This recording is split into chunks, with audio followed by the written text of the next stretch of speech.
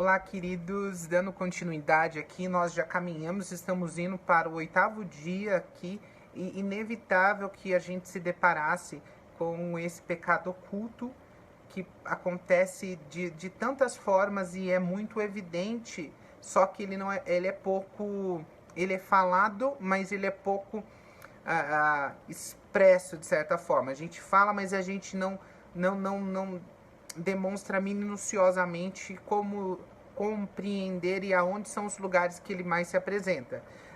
Eu estou falando do pecado do orgulho. Irmãos, e é muito engraçado, né? Porque, de certa forma, a maior parte dos pecados que eu já fui apresentando aqui para vocês, eles acabam beirando os 7 pecados capitais, a maior parte deles.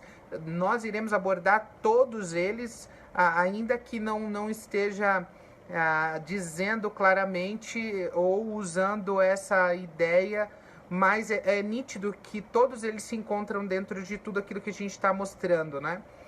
E fica para mim e para você aqui a dica, né, de que precisamos ter atenção. O intuito dos pecados, dos 7 pecados capitais, quando eles foram criados, é fazer com que a gente errasse menos quando nós seguimos os 10 mandamentos. O intuito dele foi criado para que isso acontecesse de menor forma, para que a gente não ferisse. E hoje a gente acaba voltando de novo. E o pecado de hoje é o pecado do orgulho. É interessante que nós notamos aqui em Lucas 18:11, a gente vê o fariseu dizendo: ó Deus, graças te dou porque não sou como os outros homens, ladrões, injustos, adúlteros, e nem mesmo como esse publicano, né? É interessante que a gente está olhando para essa passagem e a gente sabe muito bem que o publicano saiu dali justificado, porque ele está dizendo aqui: olha, eu não devo, eu não tenho problemas, eu estou muito bem, por eu estar muito bem, então eu não preciso do Senhor para nada. Quem precisa do Senhor realmente não sou eu. Essa é a ironia do orgulhoso. O orgulhoso sempre vai achar que quem precisa de Deus é o outro e nunca ele precisa, porque ele está tudo em paz consigo, né? Ele acredita. Aquela simples frase, aquele simples exemplo de que você está no culto, assistindo aquela ministração, prestando um culto de louvor a Deus, mas no momento que você ouve aquela mensagem, você fala: bem que fulano de tal poderia estar aqui para ouvir essa mensagem. Isso nada mais é do que você dizer que você não precisa, mas quem precisa é uma outra pessoa. E é muito interessante porque quando nós entendemos que precisamos, nós compreendemos que precisamos de um redentor, de uma pessoa que possa cuidar das nossas vidas e das nossas feridas, um médico, né? Examinando o orgulho, nós conseguimos enxergar ele em alguns lugares, tá? E eu vou olhar com vocês primeiro o orgulho do moralismo, depois o orgulho da doutrina correta, o orgulho das realizações e também o orgulho do espírito independente, que é algo bastante interessante para a gente poder falar. É interessante que o apóstolo Paulo, ele vai dizendo, né? Mas você está ensinando os outros, por que você não ensina a si mesmo? Ou quando nós pegamos o livro de Romanos 1, nós bem que utilizamos o texto de Romanos 1 para fazer uma crítica a pessoas que têm comportamentos sexuais diferentes, tal, ou mesmo fazer críticas ferrenhas usando aquele texto. No entanto, nós nos esquecemos que o capítulo 2, ele já é uma advertência para nós. Você que está falando contra, está criticando, está apontando, você faz isso, mas não está pensando em você também? Não está pensando você, pois você ensina aos outros e não ensina a ti mesmo? Tu que pregas que não deve furtar, você furta? E é interessante que isso aqui tem a ver com o falso moralismo. O moralista é aquele que vai dizer para você o que é certo, mas ele tem a incapacidade de fazer isso. Então ele vai dizer para você: leia a Bíblia, estude a Bíblia, mas ele não faz isso. Ele está simplesmente de forma religiosa conduzindo você a fazer o que ele está falando é correto. Como Jesus diria, né? Faça o que os fariseus falam, mas não faz o que eles fazem, porque havia uma incoerência entre o que eles falavam e o que eles faziam.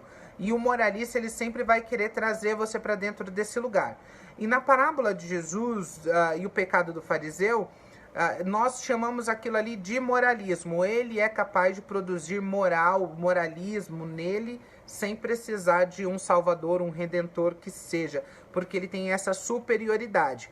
E esse pecado da superioridade é uma armadilha na qual a gente cai muitas das vezes com muita facilidade, pois a sociedade como um todo, ela comete e aceita abertamente pecados como imoralidade, divórcio, homossexualidade, aborto, embriaguez, drogas, avareza, entre outras indecências flagrantes e escandalosas, que isso aqui pra gente é bem nítido, porque nós não cometemos esse tipo de pecado, mas automaticamente a gente olha para tudo isso. Então, eu não tenho problema com pornografia, não tenho problema de sexo com outra pessoa, eu não tenho problema disso tudo. A gente olha para esses pecados, a gente olha para a nossa vida. Então, eu tenho um bom comportamento moral e eu não preciso de misericórdia, de graça, porque eu não estou cometendo isso sem olhar que os pecados intocáveis estão aí o tempo todo, como eu estou apresentando para vocês. É interessante que eu vi no Facebook esses dias um comentário.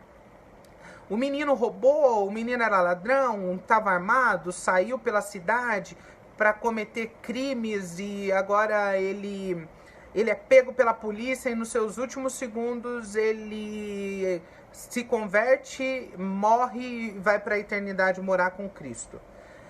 Em contrapartida, um pai de família que nunca nunca roubou, não fez nada de grave diante da sociedade, ele morre sem Jesus, sem confissão de pecado, e ele vai para o inferno. E as pessoas estão dizendo, que tipo de realidade é essa? Então aqui mora a questão, porque as pessoas estão de olho nos pecados que são exteriores, sociais, e não estão dando conta que Deus está olhando para a profundidade do nosso coração, naquilo que é interior a nós. E o pecado do orgulho, ele vai fazer isso. Então eu não faço determinada coisa, eu tô santo, eu tô salvo, estou em paz, né? Mas quando na realidade, dentro do nosso coração, é do coração de dentro que procede as saídas da vida e da morte. Aí o pecado como orgulho passa desapercebido, porque contudo a gente acha que esses pecados são menores comparado com os outros, né? É algo que a gente precisa pensar. E como então a gente vai conseguir lidar com isso? Como nós nos guardaremos desse pecado? Primeiro, nós precisamos ter uma atitude humilde, baseada na verdade, de que é só pela graça de Deus que não estamos nessa situação. É graça, é favor de Deus que Ele está gerando em nós para que a gente não viva dessa outra forma. Então Deus está gerando essa conformidade com a sua imagem.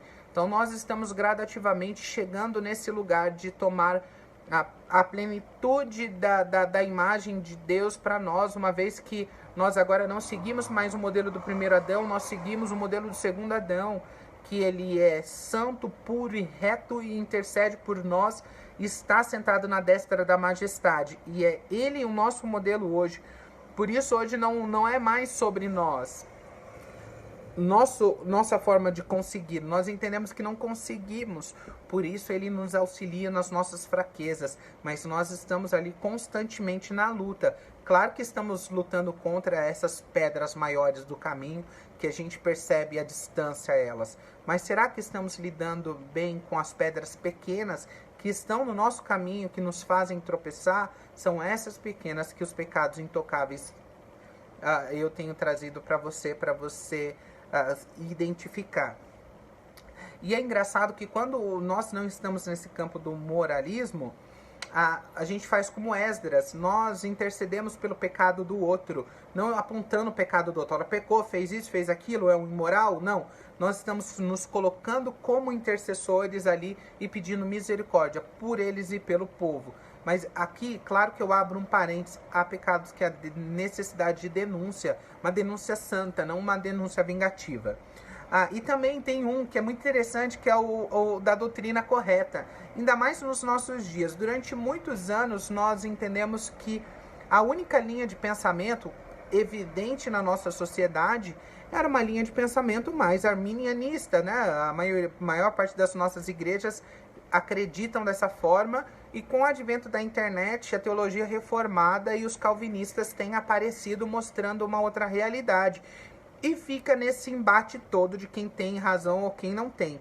E é interessante que todas as vezes que eu estou conversando com pessoas maduras sobre isso, o que nós entendemos é que a fé, um acredita de uma forma, o outro de outra, mas isso não os distancia, não há necessidade, porque a centralidade precisa ser Jesus. E os dois têm como centralidade Jesus. Agora, o periférico ali, não há necessidade de discussão. Um acredita que ele tem a responsabilidade, ele levanta as mãos, ele aceita Jesus, é uma escolha dele. Outros acreditam que Jesus abre o coração desse pecador e mostra para ele que ele é pecador e agora ele confessa Jesus. Então nós temos essas diferenças, mas isso não precisa gerar orgulho no nosso coração, acreditando que estamos mais corretos do que os outros. É claro que nós podemos fazer um discurso e pensar diferente do outro. É justo que isso aconteça, mas agora saber quem está correto aqui é meio difícil, porque nós chegamos mais próximo da melhor interpretação, mas não conseguiremos, porque a teologia não é uma matéria exata, e isso tem falado muito ao meu coração, ela não é uma exata, e por não ser exata, nós podemos acreditar da melhor forma, mas essa nossa melhor forma pode estar correta, como pode não estar, como do outro também. Então isso não pode gerar no nosso coração orgulho. Nós precisamos ter a humildade de entender que pode haver verdade no outro, ainda que seja diferente do que nós acreditamos. Também existe o orgulho das realizações. E é muito engraçado que esse daqui ele vai ficando mais claro quando a gente olha. Eu tenho visto sempre, né, um pai que o filho foi para a faculdade, se formou, e o maior orgulho desse pai agora é dizer para os outros o que os filhos conseguiram. Então, numa conversa rápida entre pessoas que não se veem há muitos anos, o que você nota é que as pessoas vão apresentar suas conquistas, quando na realidade ninguém quer nem saber para o que você conquistou ou não conquistou. Tudo bem que é algo pessoal seu, mas você sente as pessoas como demonstrando o que fizeram de correto, tentando colocar como se tudo que fez foi por mérito próprio. Isso aqui é um problema, porque não existe nada bom em nós. Nós precisamos entender que, claro que existe uma responsabilidade nossa, mas precisamos entender também que se fizermos, se conseguimos, se temos, isso é graça de Deus para as nossas vidas. E isso foi graça de Deus com os nossos filhos. Porque supervalorizamos, né, hoje esse conhecimento, esse diploma, o canudo, por assim dizer, mas quando na realidade nós entendemos que muita gente tem o canudo, mas não tem o desenvolvimento do conhecimento em si. Também a gente encontra a questão do espírito independente, né? Antes de começar essa parte tal, a gente precisa entender que quando quem trabalha com adolescente e com jovem sabe que isso é muito evidente, porque eles têm resistência à autoridade e religiosa e também tem uma atitude meio submissa, porque todo o ambiente hoje está favorável para isso, para que as pessoas não se submetam a nenhuma autoridade, porque nós estamos vivendo a pós-estruturalidade, o pós-estruturalismo. Então as palavras, todas as coisas vão perdendo seu significado, vão trazendo um outro significado, tirando as estruturas. E claro que autoridade, família, pai, mãe, como o apóstolo Paulo disse lá em Timóteo, como seriam os últimos dias, nós estamos vivendo essa realidade. Então, diante desse espírito independente, pessoas que não querem entender, que precisam ouvir, precisa existir pessoas sobre nós, nos direcionando, caminhando conosco, nos admoestando para que a gente não viva essa resistência às autoridades, porque há uma necessidade clara de que nós obedeçamos. E Hebreus 13:17 diz claramente: obedeçai aos vossos líderes, sendo-lhes submissos, pois eles estão cuidando de vocês, como quem há de prestar contas, para que o que façam com alegria e não gemendo. Por isso não vos seria útil, né? O texto está deixando claro para a gente ser submisso aos nossos líderes. Tem várias coisas, o orgulho é algo bastante longo, mas o meu intuito não é acabar com o argumento, precisaria de muitas horas para isso. É só para deixar um pouco de curiosidade também, para você refletir um pouco sobre os nossos pecados ocultos. Então o pecado de hoje foi o orgulho, e nós vamos continuando no decorrer da semana. Forte abraço.